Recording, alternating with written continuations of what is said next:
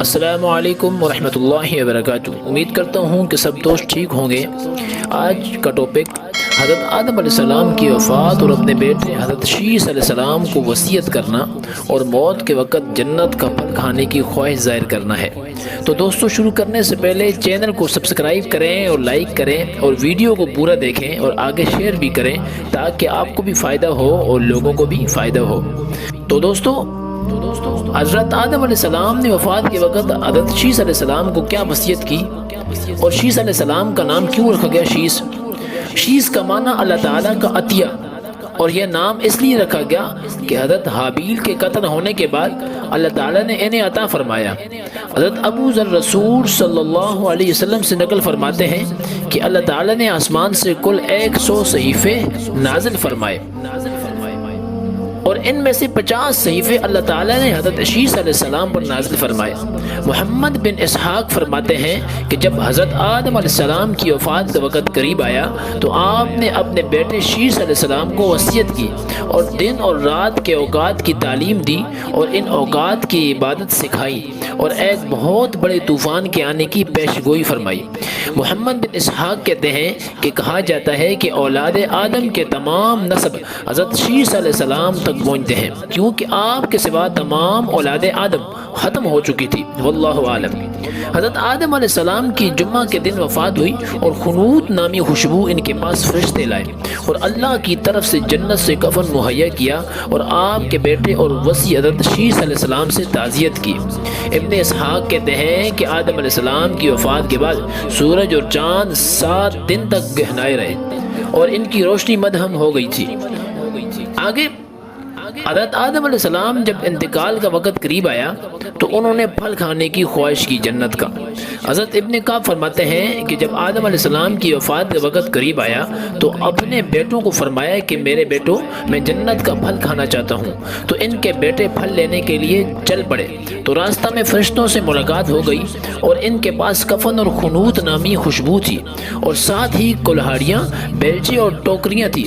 فرشتوں نے آدم علیہ السلام کے بیٹوں سے پوچھا کہ تم کدھر جا رہے ہو اور کیا تلاش کر رہے ہو؟ انہوں نے جواب دیا کہ ہمارے باپ آدم بیمار ہیں اور جنت کا پھل کھانا چاہتے ہیں۔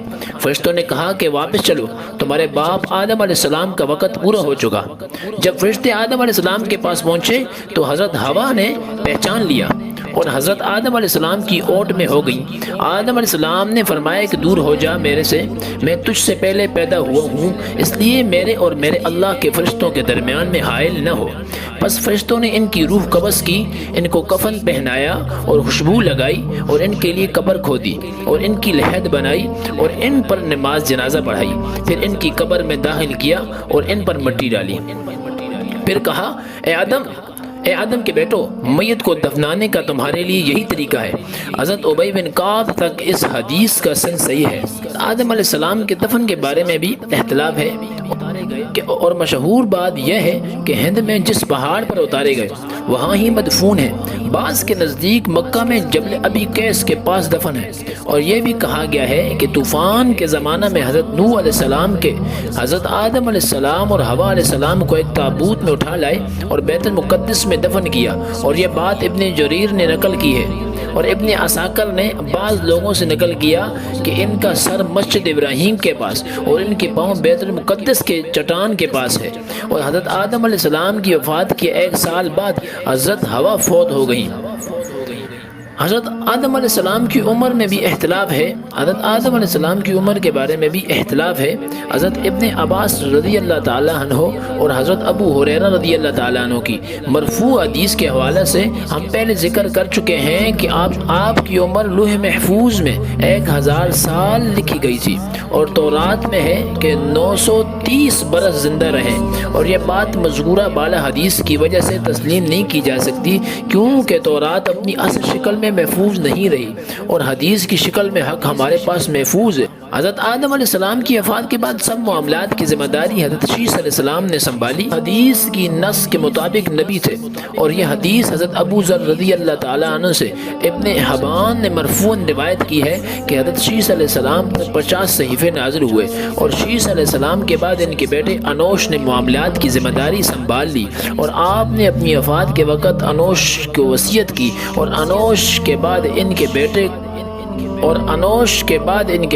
کینن اور ان کے بعد ان کے بیٹے محلہ بیل نے معاملات کی ذمہ داری سنبھالی، اور انہی محلہ بیل کے متعلق ایران کے عجمی لوگ کہتے ہیں کہ وہ 7 ولایتوں کے مالک بنے، اور یہی پہلا شخص ہے کہ جس نے درخت کاٹے، بڑے بڑے قلعے اور شہر بنائے۔ اس نے ابلیس اور ان کے لشکروں پر بہت سختی کی، اور ان کو زمین کے مختلف ویران علاقوں اور پہاڑوں کی گھاٹیوں کی طرح مار بگایا، اور بہت سے سرکش جنوں کو قتل کیا۔ اس کے سر پر ایک بڑا تاج تھا، اور لوگوں کو واعظ نصیحت کرتے تھے، اور اس کی بادشاہی 40 سال تک رہی۔ اس کی وفات کے بعد